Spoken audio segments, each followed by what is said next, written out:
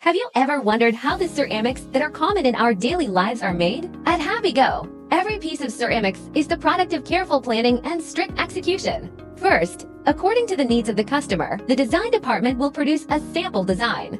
After the customer approves the design, the factory will carry out small batch production, make the master mold, prepare the glaze, and make proofs.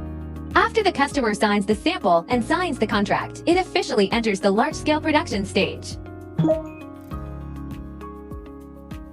Step 1. Mix the raw materials stored in the clay storage area according to the proper proportions. The main raw materials include kaolin, feldspar, quartz, etc. Add auxiliary grinding abrasives and put them into the ball mill. After milling for 18 to 24 hours to achieve the required fineness, discharge the slurry and filter it through a vibrating screen. Next, the slurry goes to the dewatering section, where the moisture is squeezed out using a dewatering machine, compressing it into clay cakes. The clay cakes are then sent to a vacuum machine for preliminary refining. The initially refined clay bars are cut into segments and left to age. The aging process requires at least 3 to 7 days. After aging, the clay bars are twice refined using a vacuum pug mill, and then they are ready for use. Meanwhile, using the mother molds confirmed through sample approval to create production molds for mass production.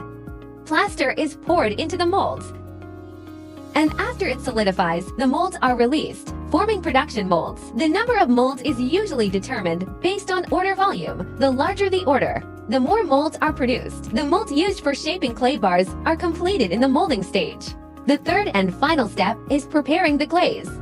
The raw materials for glazing are mixed with grinding stones and placed into a ball mill for milling. The ball milling time for glazes usually ranges from 20 to 30 hours. Common glaze types include colored glazes, reactive glazes, and high white glazes. The different compositions and ratios result in different effects, and each factory has its own unique glaze formulas. After milling, depending on the required effects, an iron removal process may sometimes be necessary. With all raw materials prepared, we can move on to production. The common shaping methods in factories include for types, jiggering, plastic pressing,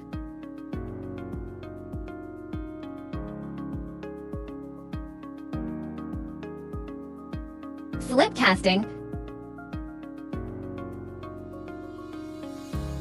and high-pressure casting.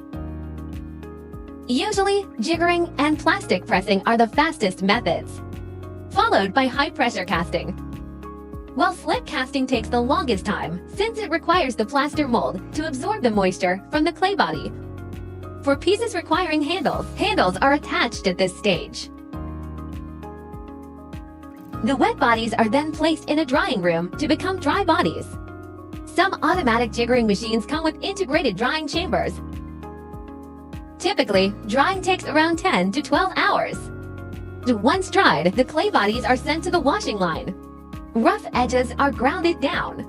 A wet sponge is used to clean any dirt on the clay body. The inside is glazed, and any excess glaze on the rim is wiped away. The exterior is dipped in glaze. The bottom is wiped clean to prevent sticking during firing. Usually, the interior is glazed first, followed by the exterior. However, some factories may use the dipping process for pieces with identical inner and outer glazes, fully immersing the clay body so that both surfaces are glazed simultaneously. Additional processes, such as brush decoration, rim glazing, and overglazing applications, are also completed at this stage. By spraying 2 or more glazes, chemical reactions occur during firing to enhance the appearance, excluding single-layer reactive glazes. Finally, it's time for firing. The mentioned boards for sticking prevention are silicon boards. The firing duration of the kiln remains consistent, but the temperature can be adjusted if different ceramic products require firing. Typically, the firing time in a roller kiln is 4 to 7 hours, while in a tunnel kiln, it is 10 to 14 hours. After firing, the ceramic bodies are grounded to smooth out the base. The uniformity of grinding is inspected. An in-house QC compares the finished products with approved samples to ensure quality. If a client requires decal decoration, this is also done after firing.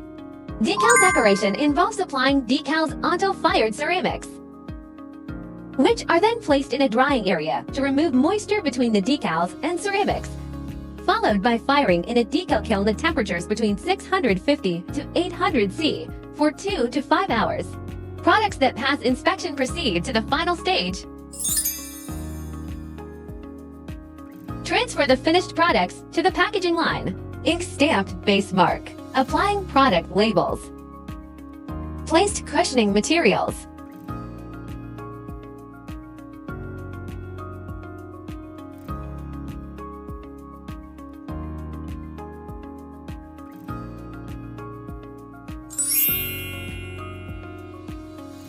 QC randomly samples the packaged products for inspection, coordinating with the client to perform a sample test. If the products meet standards, they're shipped to the client. At this point, the entire production process is completed. Now, let's take a look back.